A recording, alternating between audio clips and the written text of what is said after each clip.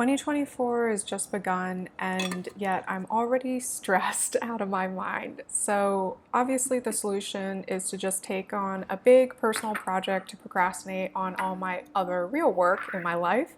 So, I'm going to learn how to bake. I'm a food journalism. My name's Helen, and I usually cover news and policy, but I talk to a lot of chefs, and especially with pastry chefs, I feel like I've no understanding or connection to what they do.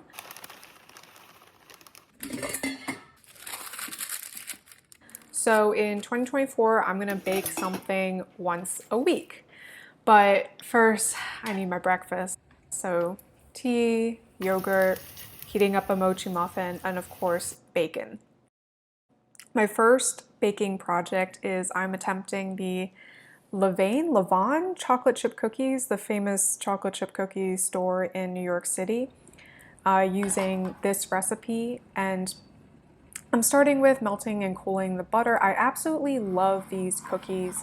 And when I read over Joshua's recipe, I realized what makes them different is that they use cake flour, which gives it this, well, cakey texture, and it makes them feel extremely indulgent, and there's a lot more chew and bite to it. So combine the dry ingredients, cake flour, all-purpose flour, salt, cornstarch, baking soda, then onto creaming the sugar.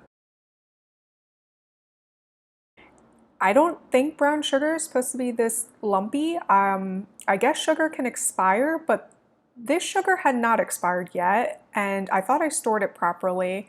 I don't bake ever, so it's been a while since I've used this. I'm just gonna keep going with it. Adding the walnuts, chocolate chips. I'm trying to be precise about everything and weighing it out, but this is this shot where my partner is insisting more chocolate. So this recipe has the batter rest for 45 minutes in the fridge. It's so it firms up. I'm assuming the fat so it doesn't just sploot when it goes in the oven. I don't know, I did some extremely quick Googling and it says it allows the flour to absorb more of the moisture, but doesn't explain why it needs to be in the fridge to do that. Did a hilariously bad job of scooping out the cookies, put them in the oven, and then I forgot to set a timer. I only got them out after I was smelling burnt chocolate, and this also wasn't helped by the fact that I use these darker sheet pans, which after the fact I found out bakes the bottoms and the sides of the cookie faster. I was able to save a third of the cookies, but it was kind of a failure. And so I sulked about it a little over lunch, had a ham and cheese toasty, which is literally impossible to mess up. You literally just put butter, ham, and cheese on a toasted piece of bread and then broil it in the oven until the cheese is brown and bubbly. Served it with some pickle, San Pellegrino. It cheered me up a little bit, and so the next day I woke up and I decided to try again, went to Target, picked up fresh brown sugar just in case that had anything to do with it, remade them using my non-chunky brown sugar. I also broke up the walnuts a little bit more, and then I didn't weigh the chocolate, I just used the rest of the chocolate I had. I still use the darker pans because I think having that crispy exterior actually goes really well with the cakey texture, and then I watched it like a hawk in the oven, like I was some like crazed contestant on GBB.